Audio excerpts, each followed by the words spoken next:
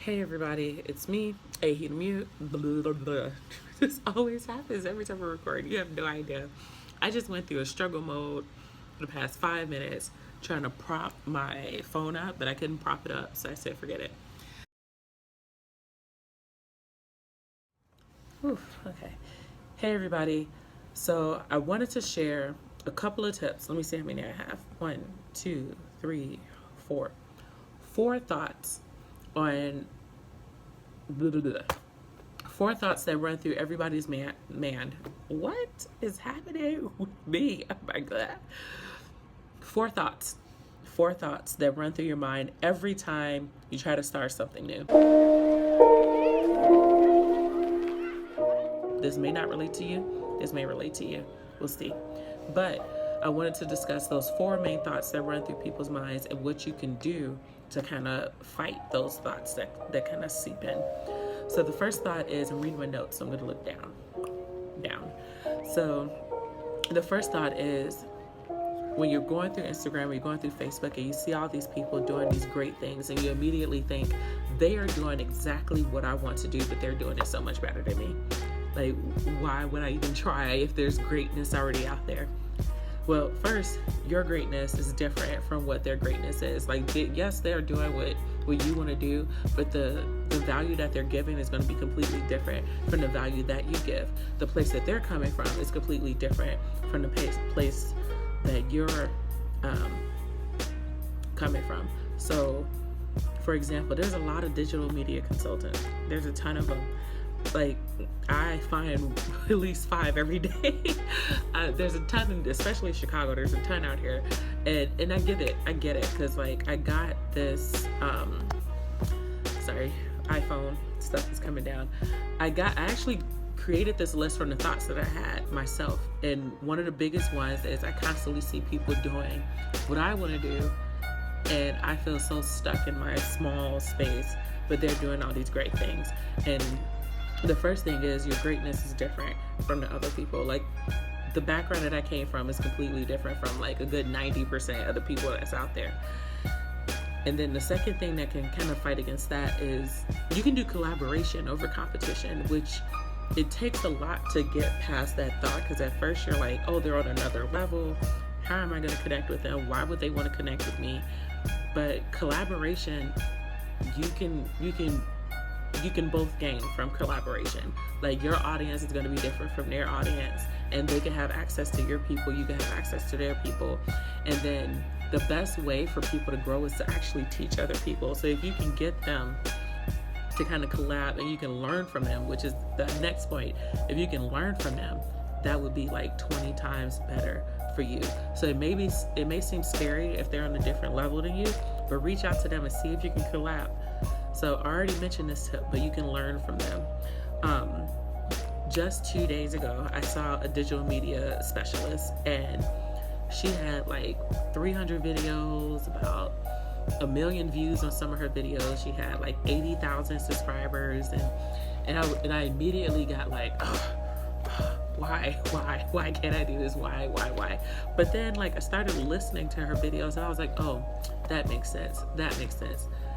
I heard that way too many times. Like, why am I not? I know to do this stuff for other people, but why am I not doing this for myself? So then I ended up watching a lot of her videos, and I learned a lot of great tips from the woman. Her name. I'll comment her name, because I can't think of the name. I know it's the Susie show. Susie? Sunshine. The Sunny. The Sunny show. The show is called The Sunny Show. Yeah. Ooh, okay. Thought somebody was coming in. Anyway, so you can learn from them. So like their experience, the hard work that they went through, they are willing, most of them are willing to give that information to you so you don't have to experience that pain. Take it and run with it. Like, just run with it.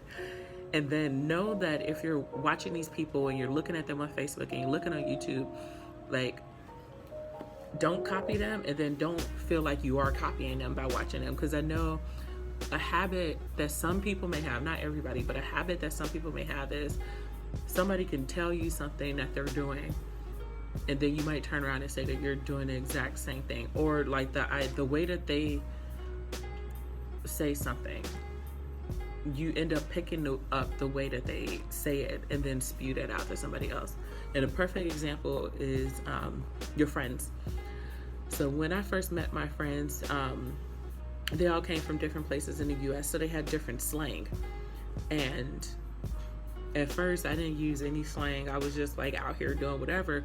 But then a year from now, I hear myself saying son, and I hear myself saying sir, and I hear myself like saying shade, words that I ain't never said ever. And now all of a sudden I'm picking up these terms and I'm saying these things. So just be careful of stealing somebody else's brand. Like if you hear somebody saying badass all the time, like this is not your opportunity to start saying badass all the time. Like just find something that's your own and like own it. But if you do pick up terms, like it's okay to pick up some small stuff, but if you're picking up every single piece of their brand, like their coloring and like how they word all their stuff, and like if you say like, oh, I specialize in bringing out the best badass in you or something like that, I don't know, but anyway, you get what I'm saying. Moving away. So the next thought that you can have is, which I constantly have this, there's so much that I have to do and I'm behind. There's so much that I have to, this is every day, this is every minute, this is even now as I'm doing this video. There's constantly worries of being behind and you're not doing enough, but just know that you're in the right moment. There are stuff that you need to learn to get past the moment that you're in. For example, a year ago, I was upset that I wasn't running a successful business and traveling and doing all this other stuff, but I was also just running a blog. I was also just doing a YouTube channel. I wasn't selling services. I wasn't selling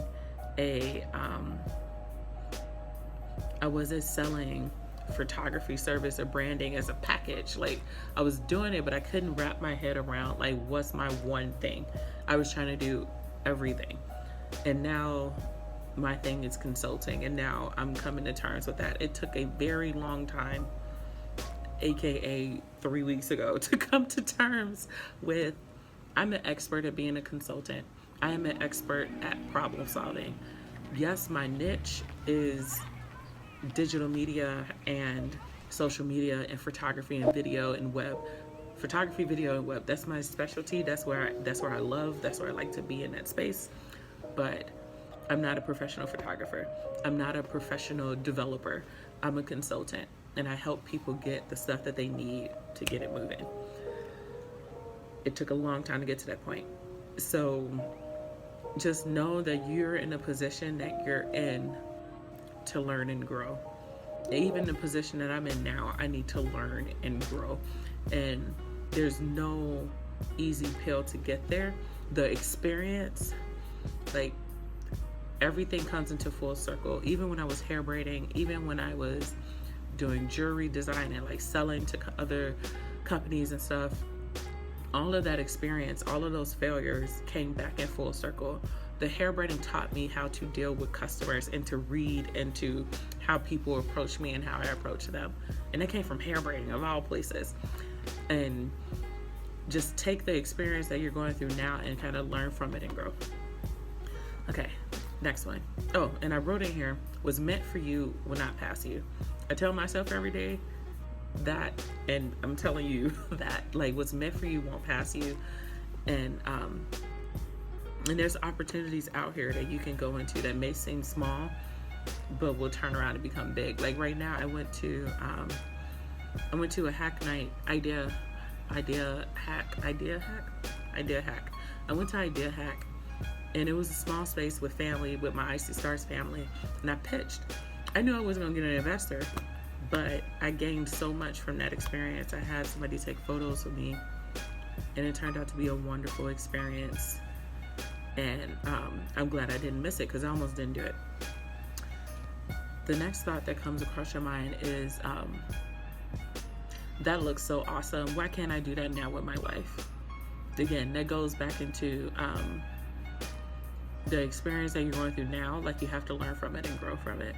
And it may be painful. Like, trust me, I know the painful moments when, like, the bills are due, the rent needs to be paid, you don't know how the kids are going to eat. And then you scroll through Facebook and Instagram, or you scroll through a video and you see somebody like on vacation drinking mimosas, and like the kids are having fun and everybody's happy, and you're like, God dang it, why can't I be happy? It's gonna come. It's gonna come. It's gonna come.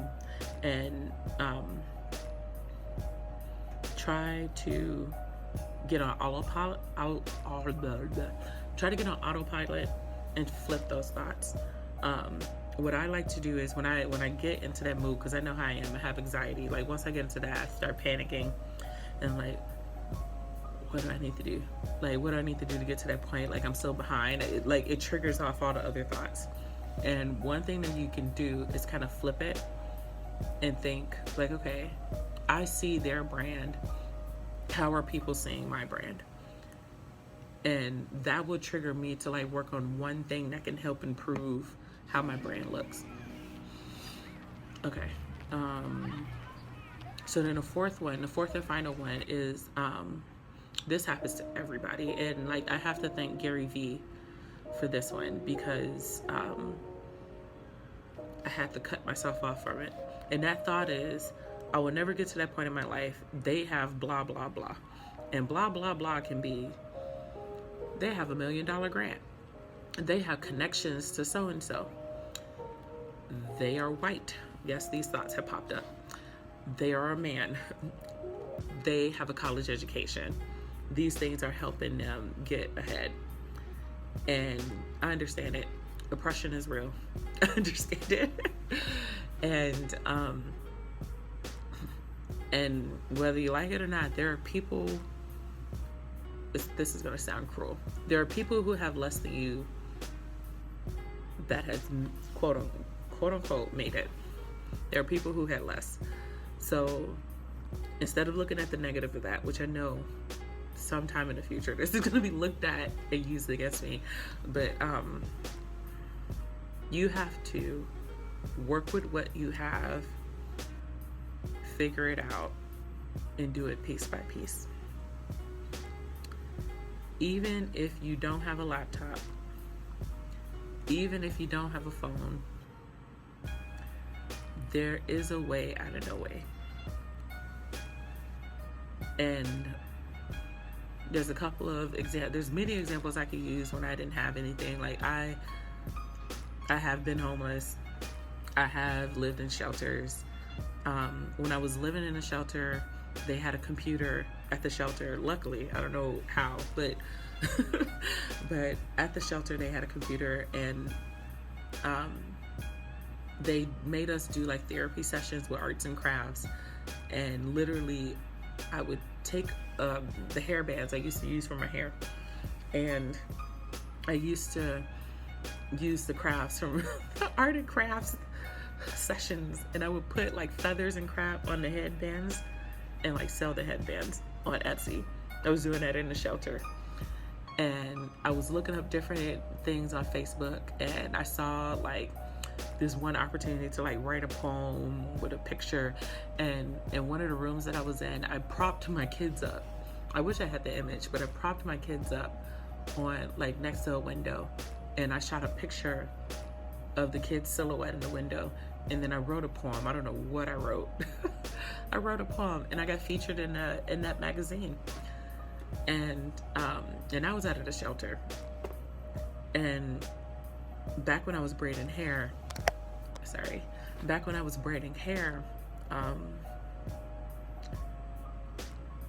did we have Wi-Fi? I can't remember having Wi-Fi, but I remember having a really crappy, like, it looked like a BlackBerry, but it wasn't a BlackBerry. It was like one of those $10 phones. And I remember when I needed clients like to braid their hair, I would have to use the phone's internet, like the browser. I don't even know what browser it was. It wasn't Safari. It wasn't Chrome. It was like whatever that phone's internet was. I used to use that internet and go on Craigslist and write out my ads on Craigslist so I could get customers. So as tough as it can get, I know it can get tough. Like, you have to find your way bit by bit, find your way out of it. And you have to reach out to people. Like, you have to let people know. Not everybody. Everybody don't need to know. But you need to let people know, like, when you need help. So So that's one of the tips. And then the other one is get inspired to talk to people who have been there. Talk to me. I definitely been there. I can give you all the tips, the pantry tips, all these tips. I can't give you couponing tips. I'm still trying to figure that out on my own. But it's good to connect and talk with people who have been through the struggle, and they can kind of give you that. Like, the hardest part is like the mental. The hardest part is being worried about what everybody else is going to think. The hardest part is being worried that you're going to fail somewhere down the line. Like, that's whether you like it or not, it's coming in one form or another. Accept that it's going to happen, but you need to act on it. So those are my tips. I'm about to head back to my desk. I forgot why I was in here, but I'm gonna go. I hope that helped. And if you want to, oh yeah, boom.